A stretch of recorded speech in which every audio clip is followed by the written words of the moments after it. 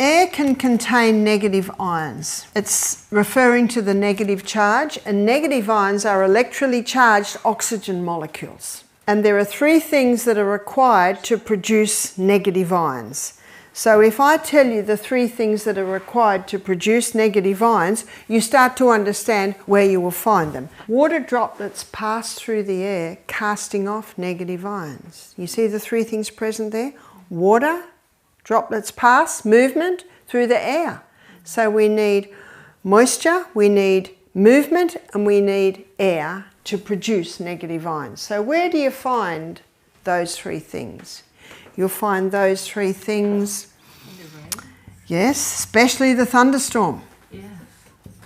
I know sometimes if I'm watering my garden, I smell that negative ion smell. Because when I'm watering my garden with a spray, what have I got? Movement, water and air. Yeah. So when everyone's closing their windows and running inside, run outside. Breathe deeply. The thunderstorm.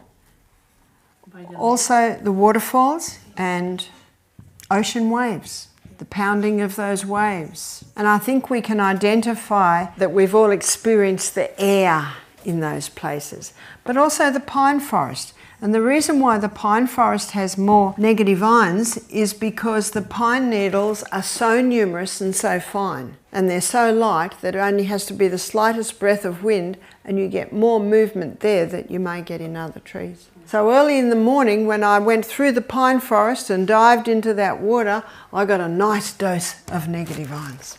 So that's where you find the negative ions. Where do you find the positive ions? Now the positive ions have the positive charge, so they're the bad guys, and there's more carbon dioxide in their molecule than oxygen. So you will find the positive ions before the thunderstorm. What's the air like before the thunderstorm?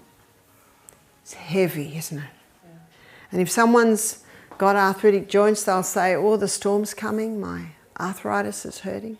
It's because the positive ions have a depressing effect on the serotonin in the brain, which can increase inflammation. But you ask the person with arthritis how they feel once the thunderstorm hits. You'll find the relief, that's right. Positive ions are also found in the city. In the city, you've got a lot of people who are all breathing out carbon dioxide. Carbon dioxide is the gaseous waste that comes out from the combustion of glucose and oxygen in the cell. You've also got some people who are smoking. Cigarette smoke particularly gives off another gas called carbon monoxide. And carbon monoxide is a dangerous gas to humans because carbon monoxide, when it comes to the blood cell, it forms a tight union. So if someone's breathing in carbon monoxide and oxygen, can you see what's going to grab the blood cell first? Oxygen on the red blood cell is an unstable union.